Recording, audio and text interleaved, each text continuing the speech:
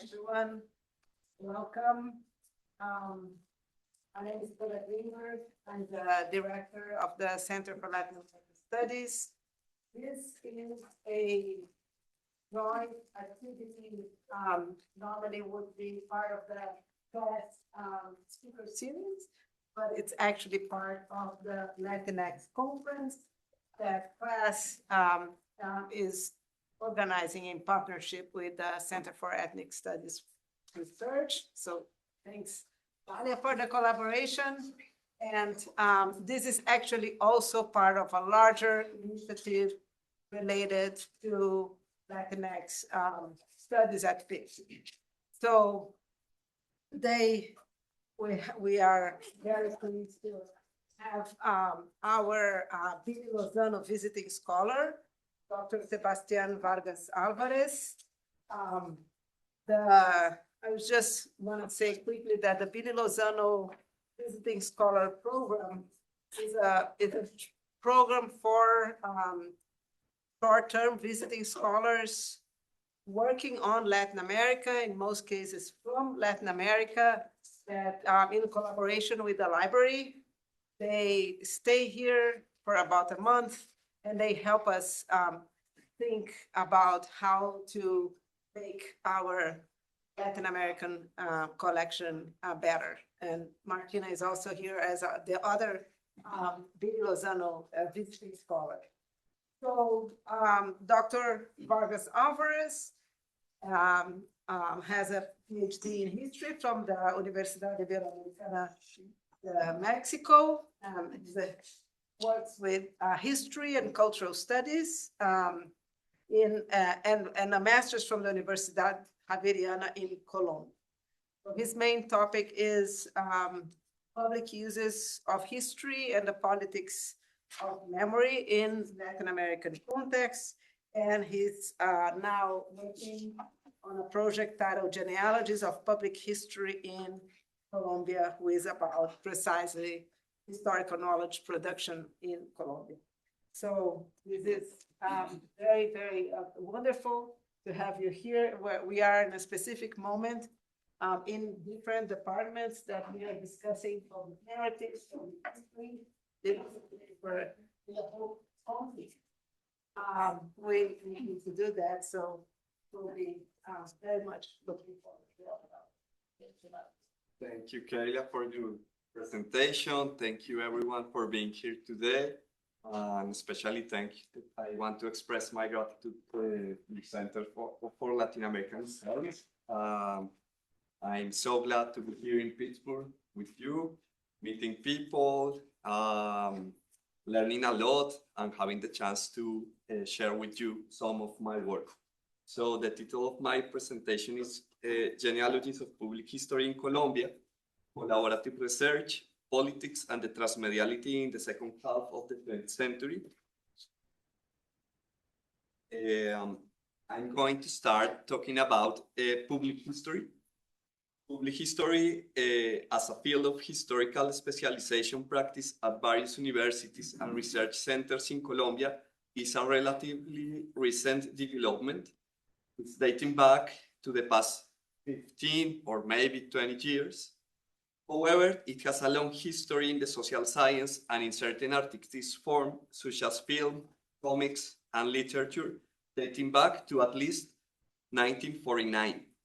If we understand public history as a series of intellectual practices aimed at producing narratives about the past that address specific social issues of the present and are developed jointly by academic and non-academic actors, we will find that it has a history in this country spanning more than a half a century.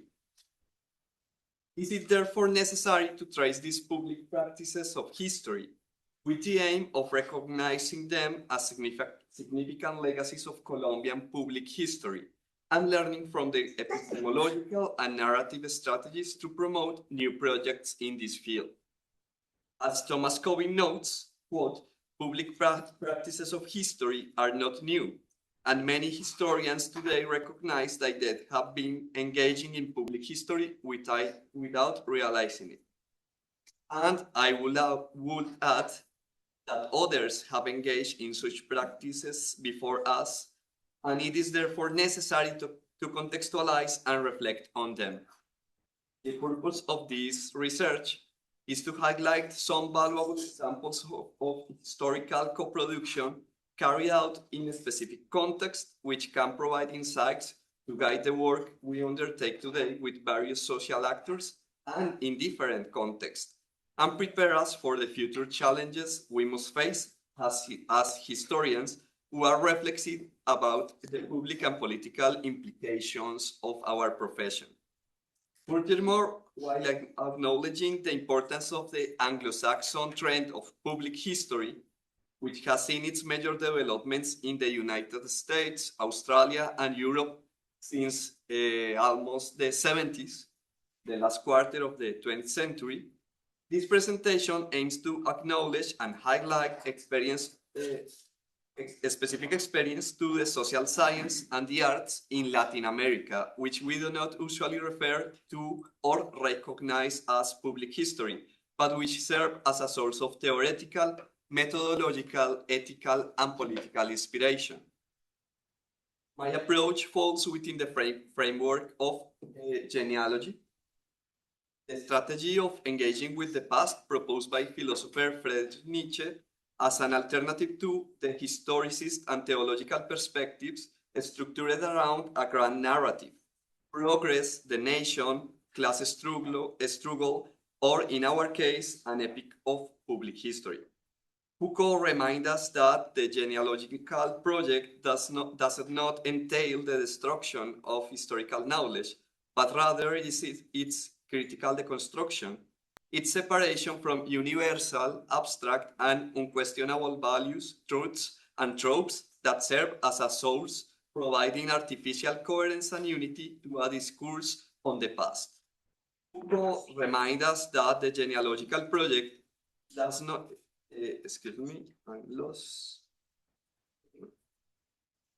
I'm quoting Foucault. Genealogy does not stand in opposition to history in the same way that the philosopher's eagle vision contrasts with the seiche's scrutinizing gaze.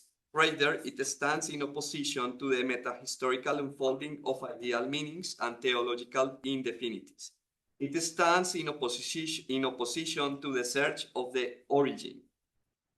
In Colombia, philosopher Santiago Castro Gómez and anthropologist Eduardo Restrepo have emphasized the relevance of this perspective in challenging the ways in which regimes of Colombianness or Colombianidad, the truths about our historical development as a society, have been constantly recreated, as well as the connection between these regimes and technologies of governance and asymmetrical knowledge-power relationships.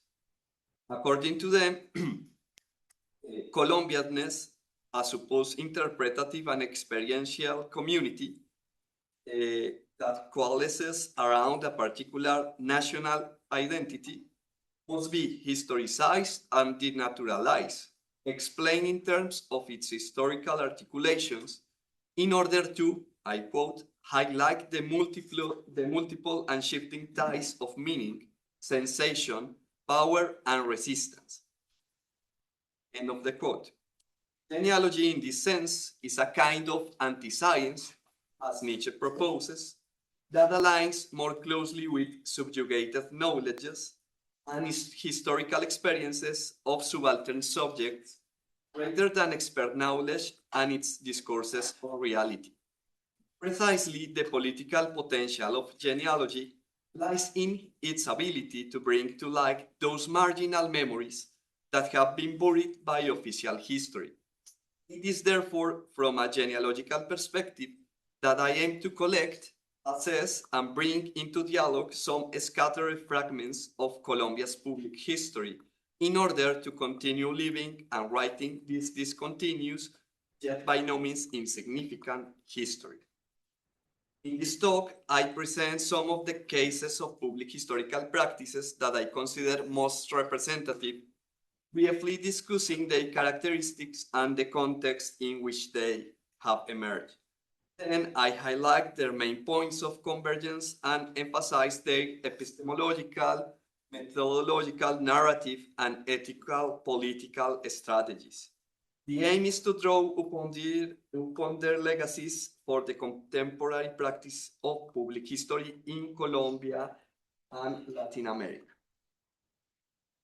This research is a slow cooking process. It takes place in the spare moments between grading, advising thesis and students, and teaching undergraduate and graduate courses. The modern university demands that we publish more and more, yet paradoxically, it offers us less and less time to conduct high-quality research. Over the past 7 years, I have been gradually undertaking the readings, conversations, analysis, and theoretical frameworks necessary to bring this genealogical project together.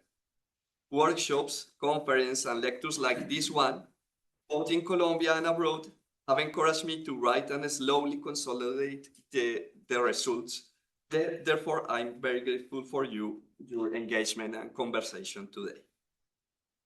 The methodologies employed have primarily consisted of an exhaustive literature review of the case studies and their potential connections to similar experiences in Latin America and other parts of the world.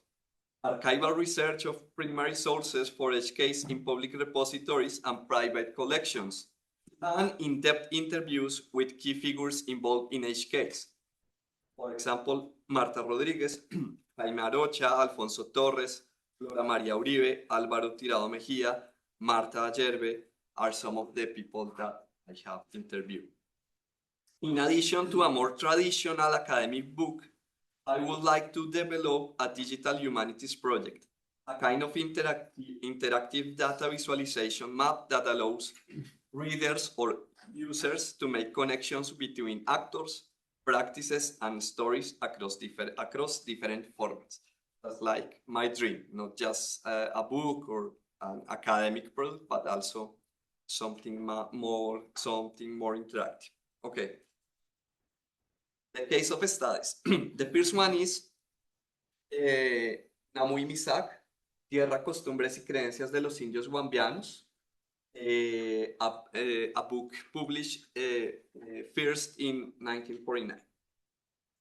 One of the earliest examples of public history and collaborative research that I have been able to identify is the book Namu y Misak, published in 1949 by the Cauca Ethnological Institute.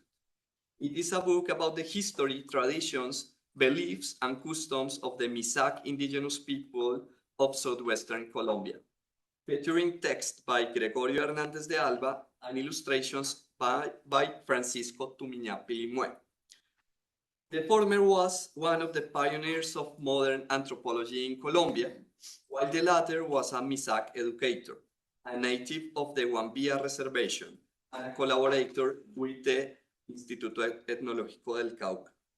Hernández de Alba also was the director of the Instituto.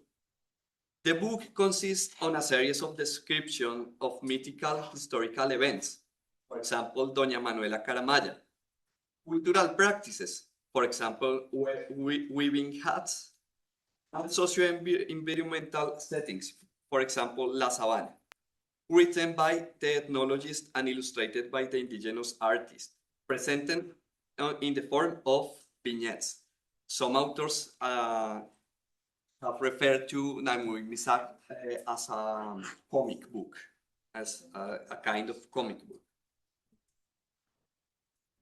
Although there are some doubts regarding the existence of horizontal collaborative relationships between Hernández de Alba and Tumiñá, I believe this case is highly significant, first and foremost because it represents one of the earliest recorded examples of the co-production of historical knowledge between academia, the modern anthropology, the Instituto Etnológico del Cauca, and Hernández de Alba, and a local community, the Misak worldview represented in Tumiñá's Pilimue's drawings.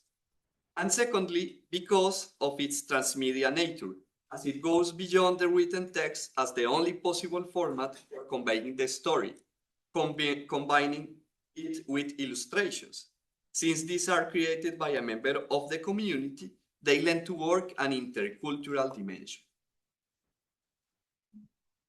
The second case is the anthropological historical work by the anthropologist Nina Sanchez de Friedemann and Jaime Arocha, worked with Afro-descendant or Black communities in Colombia. Friedemann and Arocha are recognized as pioneers in the social study of Afro-Colombian groups in the country. Over the course of several decades, they conducted collaborative ethnographic research with Black communities in various regions, primarily along the Pacific and Caribbean coast. Their contributions help bring Black communities to the forefront of Colombia's history and culture, as well as the strengthening of collaborative research methodologies and co-production of knowledge. Nina is also one of the pioneers of visual anthropology in the country, due to her consistent use of photography and film in the development and dissemination of her research. These authors published several books with commercial publishing houses, aimed at the general public and featuring a remarkable visual content, photographs, illustrations, maps, such as Mangombe, Guerreros y Ganaderos de Palenque, Herederos del Jaguar y la Anaconda, and De Sol a Sol, Génesis, Transformación y Presencia de los Negros en Colombia, books from the late 70s and the first half of the 80s. In several of these works, they employ the narrative strategy of non-fiction stories, or cuentos sin ficción in Spanish. There are short narrations deprived of specialized terminology, but grounded in rigorous fieldwork and historical documentation. Likewise, they were public intellectuals aware of the social commitment of anthropology and the social sciences. Together with other colleagues, Nina founded the Colombian Anthropological Society to assert the profession's independence from academia and government authorities, represented by the Colombian Institute of Anthropology, or ICANN, to publicly denounce the massacres of indigenous peoples in the Eastern Plains, and to engage with diverse audiences on current issues through the newspaper Micronoticias. In the late 80s and early 90s, both accompanied Afro-Colombian leaders through the political and legal process that led to the enactment of the new Constitution of 1991, and 2 years later to Law 70 of 1993, which recognized the collective land ownership of Black communities historically settled in their territories. Friedemann was also a member of UNESCO Slave Route, as well as other international organizations focused on the history of Africa and the African diaspora. Arocha continues to this day to write a column for the newspaper El Espectador, one of the most prominent newspapers in Colombia, where he discusses political, social, economic, and environmental issues affecting Black communities. Finally, it is also worth highlighting these researchers' contributions to public history through their museographic work. As early as the 70s, Nina organized photography exhibitions in collaboration with the very communities she worked with, such as the miners of the Huelmambí River, Barbacoas, Nariño, in the southwestern of Colombia. And in the first decade of the 21st century, Jaime Arocha curated the first major museum exhibition on Afro-Colombian history at the National Museum, Velorios y Santos Vivos, Comunidades Negras Afrocolombianas, Raizales y Palenqueras. A clear precursor to the actual Afro Museum being developed by the Ministry of Culture, Arts, and Knowledge of Colombia. Moving to the next case.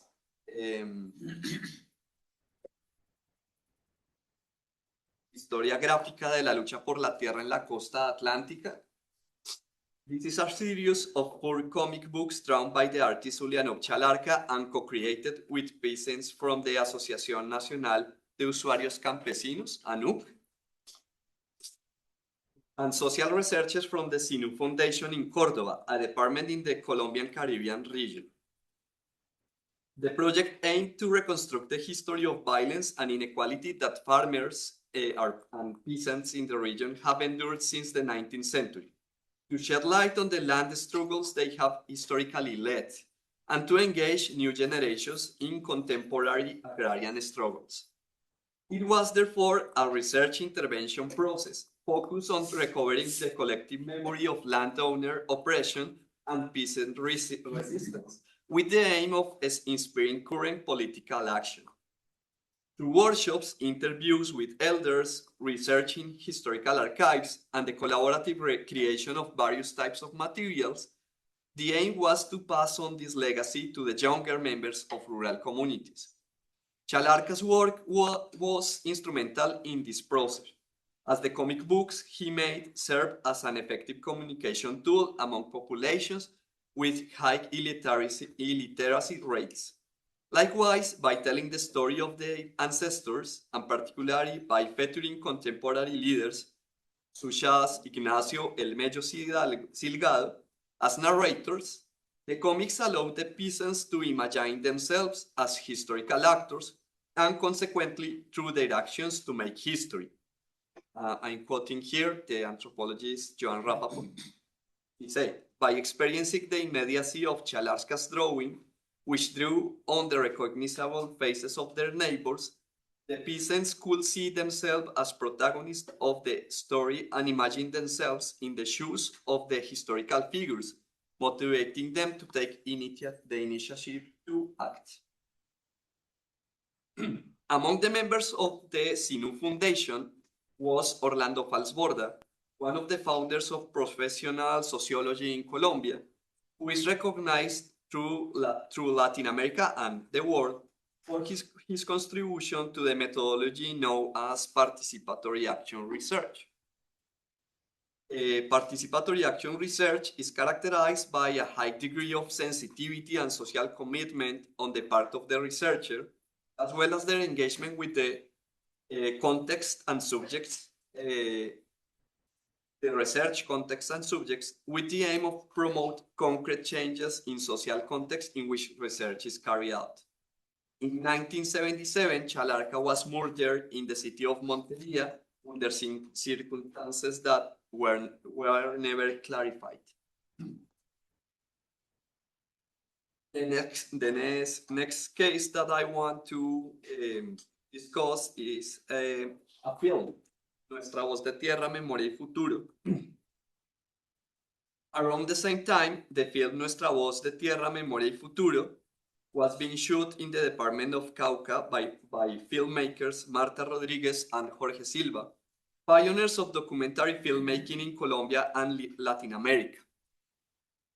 Jorge Silva, a self-taught photographer and filmmaker, and Marta Rodriguez, who studied sociology, anthropology, and documentary filmmaking, both in Colombia and abroad, in Spain and France, were partners in life and in creative work. His film work was driven by a need to address and challenge the social issues affecting the most vulnerable sectors of Colombian society, such as urban low-class worker, indigenous people, rural peasants, displaced persons, women, children, and the elderly.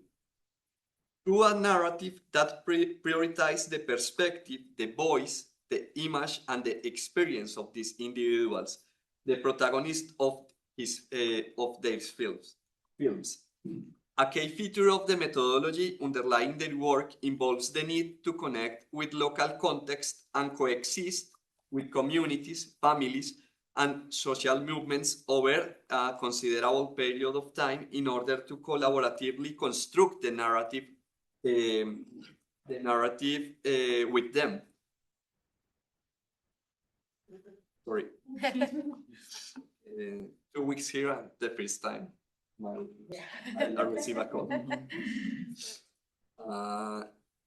A key feature of the methodology underlying their work involves the need to connect with local context and coexist with communities, families, and social movements over a considerable period of time in order to collaboratively construct the narrative with them, while challenging their own ideas and knowledge about film, anthropology, and the topics addressed. Between 1977 and 1981, a period marked by major social protests and state repression legalized under the Security Statute enacted by President Julio César Turbay, Nuestra Voz de Tierra, Memoria y Futuro was produced. The central theme of the film is the unequal distribution of land linked to structural racism and forms of labor exploitation of the indigenous communities of Cauca, as well as their forms of resistance organized around political movements such as the Cauca Regional Indigenous Council, the CRIC, and the indigenous authorities of Southwest, AISO. Both of these social movements emerged just in these years. The recovery of a history of their own, una historia propia, as a prerequisite for contemporary land struggles as a memory that will allow the emergence of the future, is reflected in three major tropes in the film. The figure of the devil as a representation of the land usurpers, the ancestral knowledge and cultural practices of indigenous peoples, and indigenous political mobilization that challenge the order established by the government and large landowners.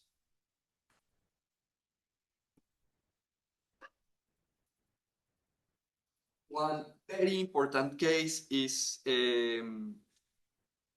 Orlando Falsborda's Historia Doble de la Costa. Historia Doble de la Costa is one of Falsborda's most important works. It consists in a history of the Caribbean coast from the 15th century conquest to the 20th century, with particular focus on the region's geography, local identity, and the social, economic, and political issues related with land dispossession. It consists of 4 volumes published between 1979 and 1987. The titles are Mompox and Loa, El Presidente Nieto, Resistencia en el San Jorge, and Regreso a la Tierra. In these volumes, the author divided the narrative into 2 different styles, narrative styles, or channels of communication. Channel A, located on the left-hand pages, presents a narrative built on popular knowledge, wisdom, and documents, while Channel B presents theories and concepts from the social science that explain and contextualize the contents of Channel A. As Falsborda himself notes at the beginning of each volume, and I'm quoting Falsborda, the left-hand pages contain the narrative, the description, the atmosphere, and the anecdotes.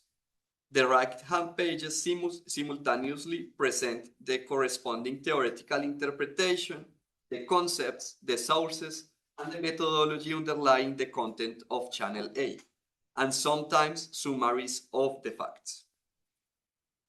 Although this approach was met with some skepticism by a segment of the professional historical community, it made it possible to provide the coastal and Colombian public with a history of the Caribbean region that was more accessible and attuned to their sensibilities, without being any less critical or rigorous. For this reason, it stands as one of the pioneering examples of public history in our country.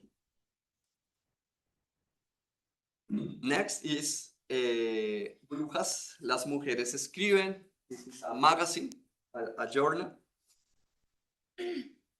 Brujas, las mujeres escriben is Medellin's first feminist magazine. It was founded by women affiliated with public universities and activists who had been part of the women's movement since the late 70s, including María Cecilia Vélez, Flora María Uribe, Luz Gloria López, María Cecilia Trujillo, and Gloria Aristizábal.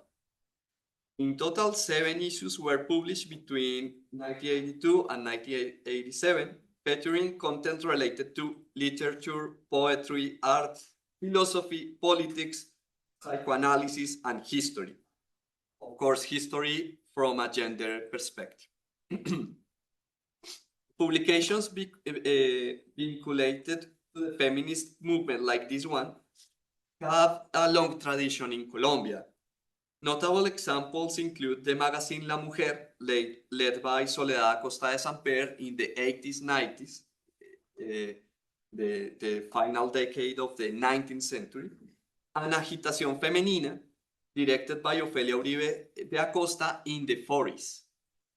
The magazine historical content, I refer to Brujas, which aimed to bring the history of women and feminism to the attention of both those within the movement, the women movement and the feminist movement, but also to the general public, is exemplified in articles such as Magicians, Witches, and Feminists, A History of Rebellion, Questions for a Sexual History, Ofelia Uribe de Acosta, Feminism and Suffragism, and Women's Movements, Feminism and Femininity in Colombia, 1930-1934.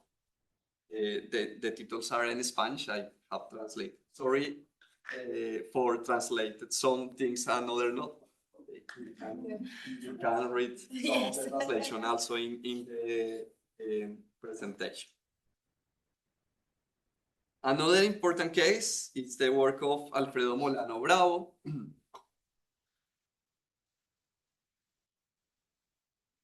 He was a sociologist, journalist, and writer. He was part of the first generation of professional Colombian sociologists, trained in the sociology program at the Universidad Nacional, founded by Camilo Torres Restrepo, Orlando Falsborda, and Eduardo Umaña Luna in the early 60s. After earning his degree in 1971, he went to France to do his PhD at the École Pratique des Hautes Études, but his subjective and unorthodox narrative style brought him into conflict with his professors, and eventually he dropped out the doctoral program, marking the beginning of a tense but never entirely severed relationship with the academic world. Molano's books are travel chronicles to the deep Colombia, examination of histories of violence and inequality, but also of the resilience and courage characteristic of the peasant, the border dweller who inhabits the many peripheries of a country marked by fragile sovereignty and limited state presence in its territories. His research and creative process involved travel, fieldwork, interviews, and finally the composition and reconstruction of testimonies, the life histories of individuals recounting their experience. I'm quoting here Torres, one of the commentators on Molano's work. To bear witness, to experience, to photograph, to feel, that is everything the literature can do through language, is what Molano has ultimately chosen as his strategy as a sociologist and historian. Thus, land colonization and constant displacement, political violence, armed conflict, and drug trafficking, among other phenomena characteristic of Colombia in the second half of the 20th century, have been chronicled by Molano in several books in which the boundaries between history, sociology, journalism, and literature become blurred. For example, Los años del tropel, from 1985, Selva Adentro, una historia oral de la colonización del Guaviare, from 1987, Siguiendo el corte, historias de guerra y de tierras, from 1989. And this is very interesting that this kind of testimonial literature appeared in Colombia in the 80s, years before that this testimonial boom with it's important to memory studies in Latin America after the the work published, for example, in Central America, and the discussions on that topic for US scholars like John Berley and that. So it's important to see how in Colombia we have this kind of experimental writing since the 80s. Okay. As a public intellectual, Molano also made an impact in various fields. He was journalist and columnist for newspapers and magazines like El Espectador or Semana, a university professor in Colombia and abroad, a researcher at the Center of Research and Popular Education, the CINEP, and during the final years of his life, he served as a commissioner on the Colombian Truth Commission, one of the official transitional justice institutions established under the recent peace agreement signed between the national government and the former guerrilla group of Revolutionary Armed Forces of Colombia, or FARC, in 2016. His stance on history and historiography was documented in the book Los Años del Tropel. There, Molano wrote, "History is not something that has already happened, and above all, not something that happened to notable and famous men. It is much more than that. It is what happens to ordinary people every day, from the moment they wake up full of hope until they fall asleep at night, devoid of it. You don't need stiff, time-faded documents to make an event historic. History does not take refuge in notary offices or courthouses, or even newspaper. History is a voice full of the tones and accents of anonymous people." Okay, I'm going to pass to the last case. Dimensión educativa. It is also very important to mention the experiences of popular education in the country, linked to the epistemological and pedagogical approaches of Paulo Freire and the liberation theology movement, and their links to history teaching and learning processes in urban working class neighborhoods and rural areas. In particular, the work of Dimensión Educativa, an association that emerged within the pedagogical movement of the 80s and 90s and is made up of teachers and popular educators like Lola Sendales, Germán Mariño, Alfonso Torres, and Mario Pérez. Some of them even work on alphabetization campaigns beyond Colombian borders, for example, in post-revolutionary Nicaragua. Dimensión Educativa was particularly interested in local and neighborhood histories, as well as oral history, memory, and popular culture in the context of popular education. They have a journal called Aportes, and there were 2 issues dedicated to oral history and popular history. And in 1991, the book Los Otros también cuentan elementos para la recuperación colectiva de la historia was published, laying the theoretical and methodological foundation of the work of construction, transmission of historical knowledge with communities. In that work, the authors recognize the importance of history as a way to take the reality as a departure point in order to transform it. The last case, I'm going to skip that.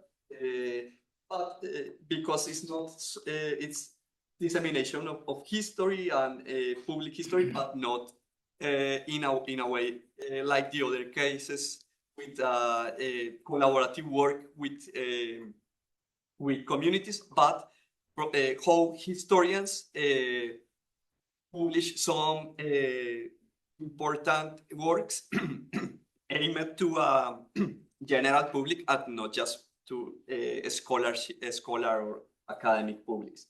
The Manual de Historia de Colombia, the Nueva Historia de Colombia, and Revista Credencial.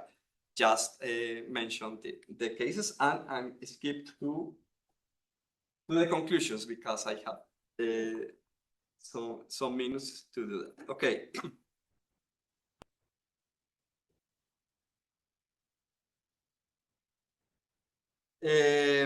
I want to talk for my conclusions about convergences, legacies, and inspiration that these cases will give to us in the present. Taking into account the cases presented and acknowledging their context, characteristics, and key figures, I highlight below some aspects in which their strategies converge, so that they may serve as valuable legacies for the public history we are currently engaged in Colombia and Latin America. Co-production.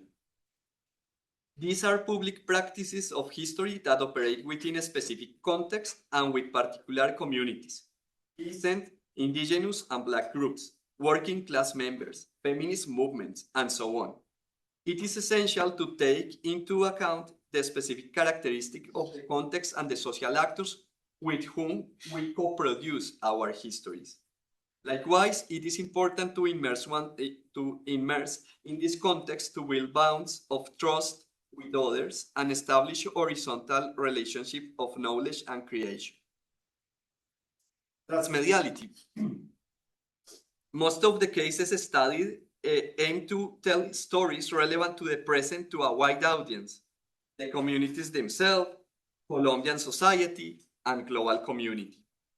Through non-specialized formats and languages, such as chronicles, films, comic books, photography, non-fiction stories, museum exhibitions, popular science articles, among others.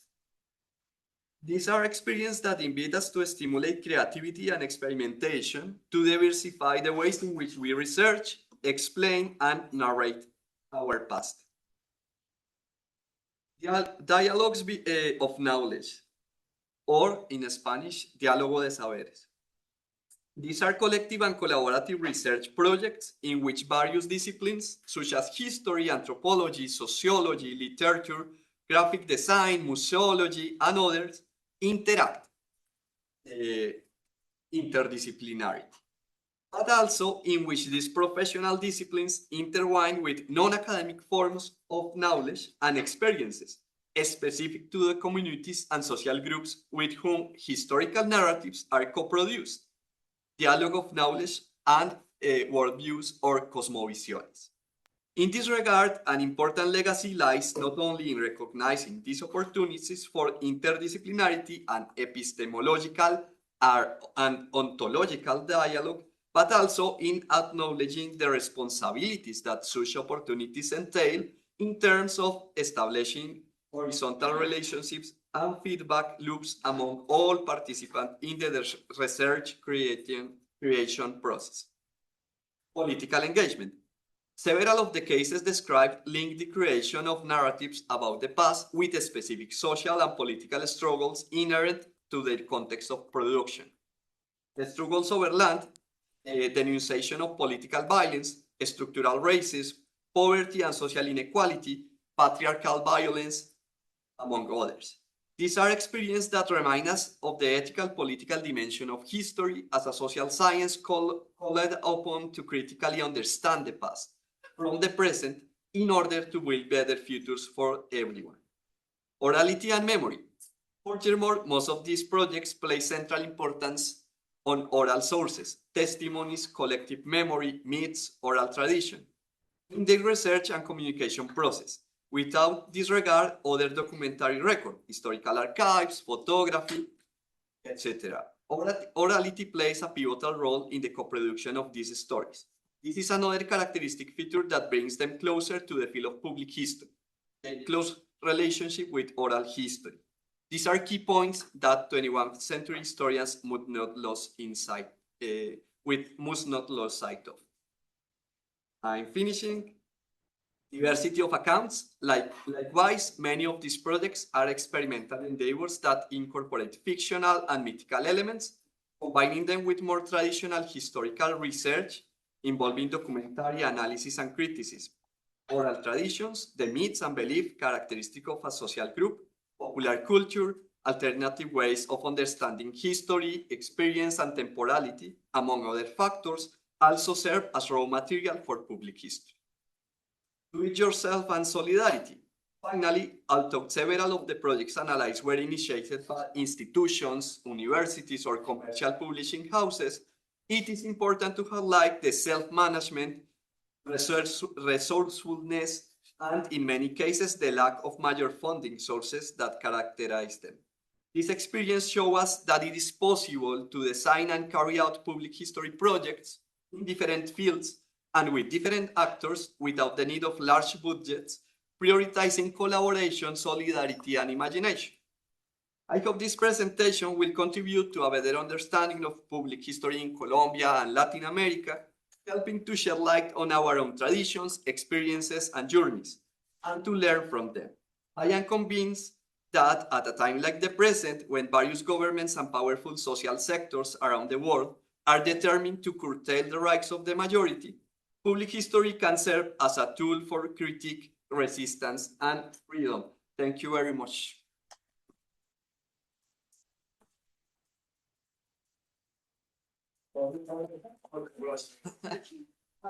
We have 10 minutes, so we can open some questions. Muchas gracias por la conferencia.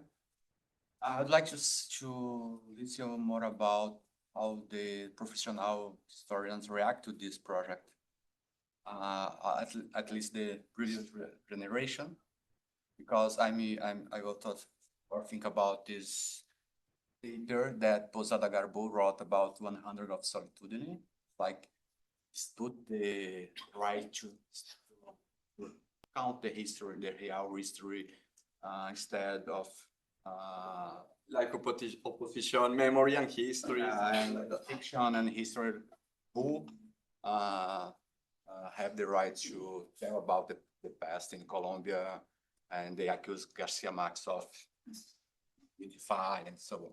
I'd like to, if you have some. Yes. Okay, I think that question can be answered in two ways. The first way is thinking the historians today, and the other, the historians in the past, or in the 70s, the 80s, and the time of this experience. In the time of this experience, historians were not too much engaged or involved. Of all these 7 case studies, only one involves like professional historians. It was the last one, and it's the case that less involves collaborative research or work with communities, with oral histories and that. The anthropologists, the sociologists, the other guys, the writers, the literature, they were constructing histories with communities. So in the past, they were very a part of the public history.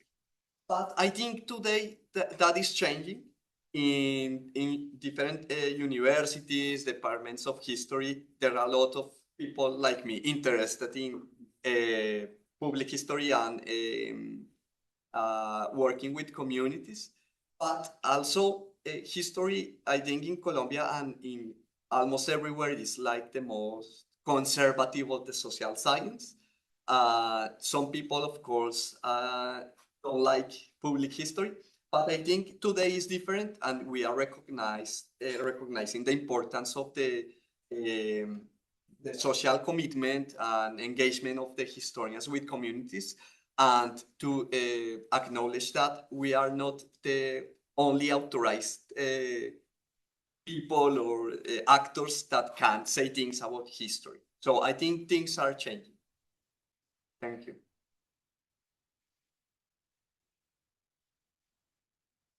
You can ask in Spanish, in English.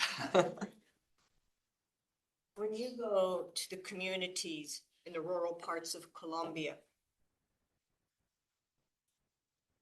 are the people ready to speak with you? Or are the people thinking, oh, just another guy that's come from the interior? How do they receive you?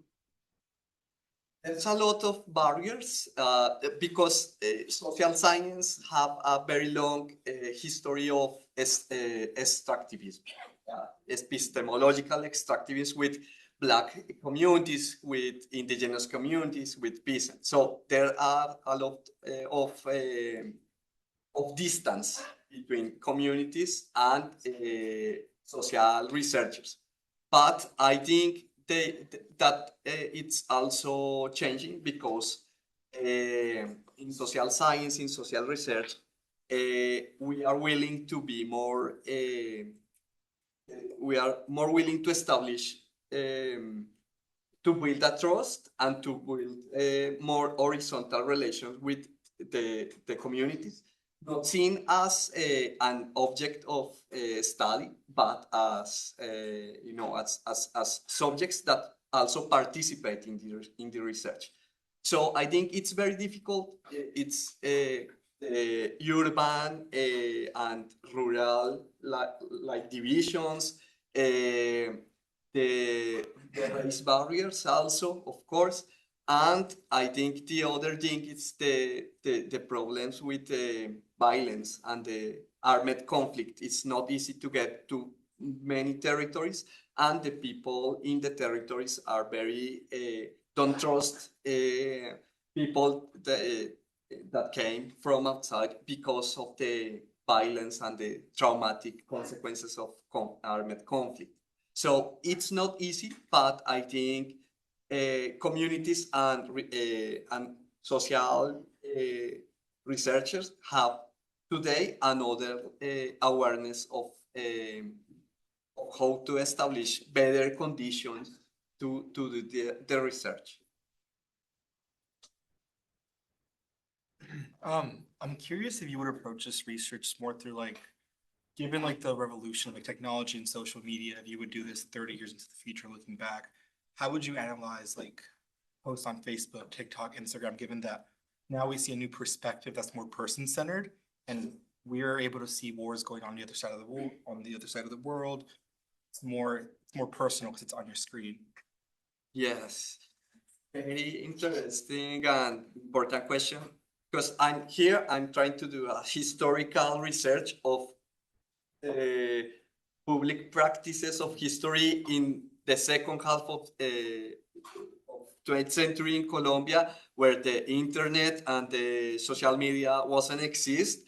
Of course, today is very different, the forms of research and narrate history with different people, with different communities. So public history today definitely has to do with social media and digital humanities and digital history. And we can, in the transmediality of the public history practice, we have today to incorporate social media, internet, and these mediums and technologies.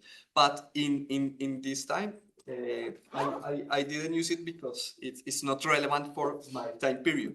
But of course, today we can do public history without thinking in digital dispositives and in social media. Very important for the people to express and research his history through this kind of technologies and mediations that we have today. We have time for one more question.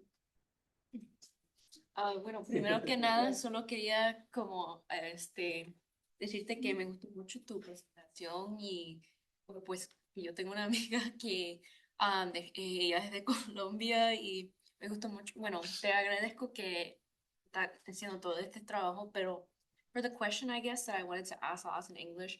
It's a little bit related to Patrick's question, but specifically when you were looking at the work, like more of the historical like pieces.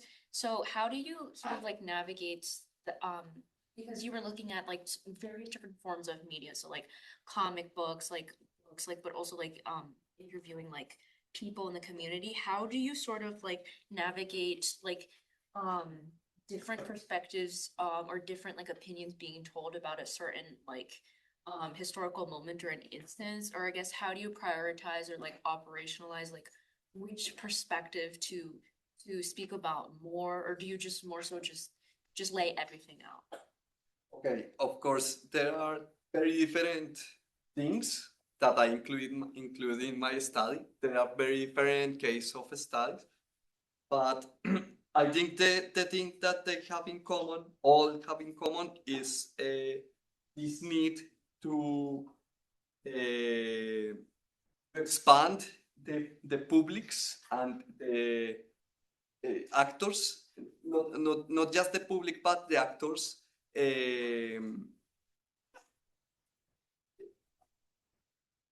como expandir las personas con las que se construye ese conocimiento histórico. You know, to expand the people that the historian or the social researcher works with.